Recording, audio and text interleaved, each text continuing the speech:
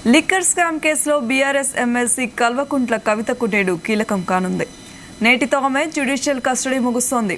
మరోవైపు ఈ కేసులో ఆమె బెయిల్ పిటిషన్పై వాదనలు రెండో రోజు కూడా కొనసాగనున్నాయి. ఇవాళ మధ్యాహ్నం 2 గంటలకి కవిత దాఖలు చేసిన బెయిల్ పిటిషన్పై వాదనలు కొనసాగనున్నాయి. నేటితో కస్టడీ ముగుస్తుండటంతో తిహార్ జైలు నుంచి వీడియో కాన్ఫరెన్స్ ద్వారా కవితను జడ్జి ముందు హాజరుపరచనున్నారు అధికారులు. మరికొన్ని రోజులు జ్యుడిషియల్ కస్టడీ పొడిగించాలని ట్రయల్ కోర్టును దర్యాప్తు సంస్థలు కోరే అవకాశం కనిపిస్తోంది. కాగా ఇప్పటికే సిబిఐ కేసులో ఆమె బెయిల్ పిటిషన్పై వాదనలు ముగియగా తీర్పు రిజర్వ్ చేసింది కోర్టు.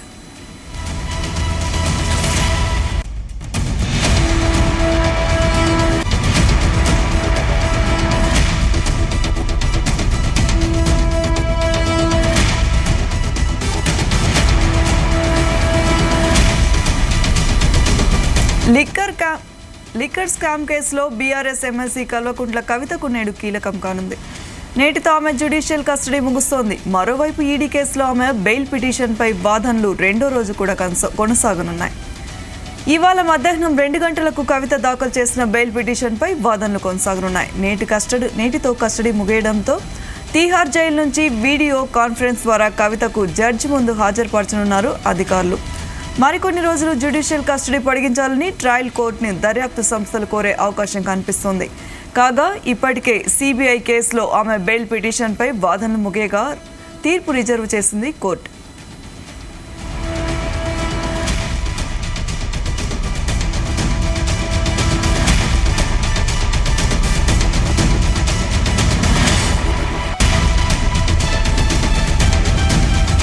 ఈ అంశం మీద మరిన్ని వివరాలు మా ప్రతినిధి రవితేజ అందిస్తారు. రవితేజ, కవిత గతంలోనే ఎన్ఫోర్స్మెంట్ డైరెక్టరేట్ కు హ్యాండ్ ఓవర్ చేసినటువంటి మొబైల్ ఫోన్స్ డాటా ఎరేజ్ పైనే ఈరోజు కీలకంగా వాదనలు జరిగేటువంటి అవకాశం ఉంది.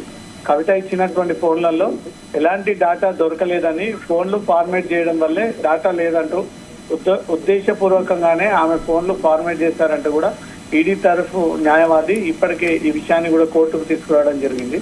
తాము ఎలాంటి సాక్ష్యాధారాలను ధ్వంసం చేయలేదంటూ కూడా కవిత తరఫున న్యాయవాది అభిషేక్ సింఘ్వి ఇప్పటికే కోర్టు కూడా ఆ విషయాన్ని తెలియజేశారు. ఈడీకి ఇచ్చినటువంటి ఫోన్లలో పని మనుషులకు ఆమె ఇచ్చిన ఫోన్లు కూడా ఉన్నాయంటూ కూడా ఆ అంశం కోర్టు దృష్టికి తీసుకొచ్చారు కవిత తరఫున న్యాయవాది. కవిత తన ఫోన్లను స్వచ్ఛందంగా ఈడీకి ఇచ్చింది, కానీ వాటిలో ఎలాంటి డాటా లేదని ఈడీ తరఫు న్యాయవాది న్యాయమూర్తి దృష్టికి తీసుకెళ్లడం జరిగింది. ఈడీ కానీ సిబిఐ కానీ 14 రోజులు విధించినటువంటి జ్యుడిషియల్ రిమాండ్ ఈ రోజుతో ముగియడంతో ఆన్లైన్ ద్వారా వీడియో కాన్ఫరెన్స్ ద్వారా తిహార్ జైలు నుంచి కవితను రెవెన్యూ కోర్టులో ప్రవేశపెట్టనున్నారు ఈడీ అధికారులు. ఈ ప్రవేశపెట్టినటువంటి వెంటనే మధ్యాహ్నం 2 గంటల తర్వాత బెయిల్ పిటిషన్ పై కూడా వాదన జరిగేటువంటి అవకాశం ఉంది. మరోపక్క దర్యాప్తు సంస్థలు కవితకు ఇంకొన్ని రోజుల పాటు జ్యుడిషియల్ రిమాండ్ విధించాలంటూ కూడా కోరేటువంటి అవకాశం ఉంది. కవితకు బెయిల్ ఇవ్వాలి అంటూ మాత్రం కొన్ని అంశాలను తెరపైకి తీసుకొస్తూ కవిత తరఫున న్యాయవాది అభిషేక్ ఇప్పటికే ఆ విషయాన్ని కోర్టు ముందుకు తీసుకెళ్లడం జరిగింది. ఈ రోజు కూడా మరోసారి కవితకు ఈడీ కేసులో ఈడీ అరెస్టు చేసినటువంటి విధానాన్ని సవాల్ చేస్తూ వేసినటువంటి పిటిషన్ పైన బెయిల్ ఇవ్వాలంటూ కూడా కవిత తరఫున న్యాయవాది ఈ విషయాన్ని తెలియజేసే అవకాశాలు కనబడతా ఉన్నాయి. నేటితో ఆమె జ్యుడిషియల్ కస్టడీ ముగిసింది కాబట్టి ఈడీ కేసులో ఆమె బెయిల్ పిటిషన్ పై వాదనలు ఈ రెండో రోజు కూడా కొనసాగేటువంటి అవకాశాలు ఉన్నాయి. మధ్యాహ్నం 2 గంటల తర్వాత కవిత బెయిల్ పిటిషన్ పై కూడా విచారణ జరిగేటువంటి అవకాశం ఉంది. తిహార్ జైలు నుంచి కవితను వీడియో కాన్ఫరెన్స్ ద్వారా జడ్జి ముందు హాజరుపరచనున్నారు. మరికొన్ని రోజులు జ్యుడిషియల్ కస్టడీ పొడిగించాలంటూ మాత్రం ట్రయల్ కోర్టును దర్యాప్తు సంస్థలు కోరేటువంటి అవకాశం ఉంది. ఇప్పటికే ఇదే కేసులో సిబిఐ కూడా అరెస్టు చేయగా సిబిఐ అరెస్టుని సవాల్ చేస్తూ కూడా పిటిషన్ దాఖలు చేయడంతో నిన్న వాదనలు ముగిసినటువంటి వెంటనే తీర్పు రిజర్వ్ చేయడం జరిగింది. లిక్కర్ కేసులో తనను ఎన్ఫోర్స్మెంట్ డైరెక్టరేట్ అక్రమంగా అరెస్టు చేసింది అంటూ కూడా మార్చి 15వ తేదీన అరెస్టు చేసి తనకి ఇప్పటి వరకు బెయిల్ ఇవ్వట్లేదంటూ కూడా రౌజ్ రెవెన్యూ కోర్టులో పిటిషన్ దాఖలు చేయడం జరిగింది. ఈ పిటిషన్ పై ఇరువైపుల వాదనలు సోమవారం నిన్న ముగిశాయి. సాక్షుల ధ్వంసం పైన ప్రధానంగా విచారణ కొనసాగడం ఈ రోజు జరిగేటువంటి అంశంగా కనబడుతోంది. డిజిటల్ ఫోన్ లో డేటాను ఆమె డిలీట్ చేశారంటూ ఈడీ వాదించగా అలాంటిది ఏమీ లేదు, కవిత తరఫున న్యాయవాది ఎలాంటి డాటా ఎరేజ్ చేయలేదు, అడిగినటువంటి విధంగానే యాస్టీగా మొబైల్స్ అన్ని కూడా తనకు హ్యాండ్ ఓవర్ చేశామంటూ మాత్రం ఈ విషయాన్ని క్లియర్ గా కోర్టు దృష్టికి తీసుకురావడం జరిగింది.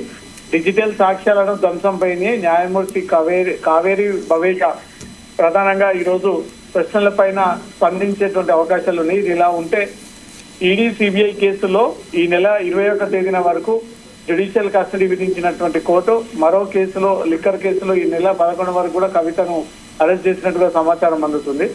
ఓకే రవితేజ, అయితే కవిత డిజిటల్ ఆధారాన్ని ధ్వంసం చేసినట్టుగా ఈడీ వాదనలు వినిపించిందా?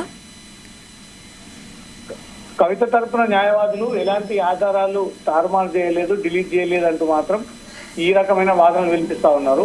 అటువైపుగా మాత్రం ఆ డేటాను మొత్తం డిలీట్ చేశారు, ఫోన్ లో ఎలాంటి ఆధారాలు లేవు, పూర్తి స్థాయిలో కవిత ఈ కేసుని పక్కదో పట్టేందుకే ఈ మొబైల్లని హ్యాండ్ ఓవర్ చేసింది అంటూ మాత్రం ఈడీ తరఫున న్యాయవాదులు వాదనలు వినిపించడం జరిగింది. దీంట్లో ప్రధానంగా అభిషేక్ ఈరోజు కీలకమైనటువంటి అంశాలను కోర్టు ముందు ప్రస్తావించేటువంటి అవకాశం ఉంది. ఢిల్లీ లిక్కర్ స్కామ్ కేసులో బుచ్చిబాబు 4 స్టేట్మెంట్లు ఇచ్చారు.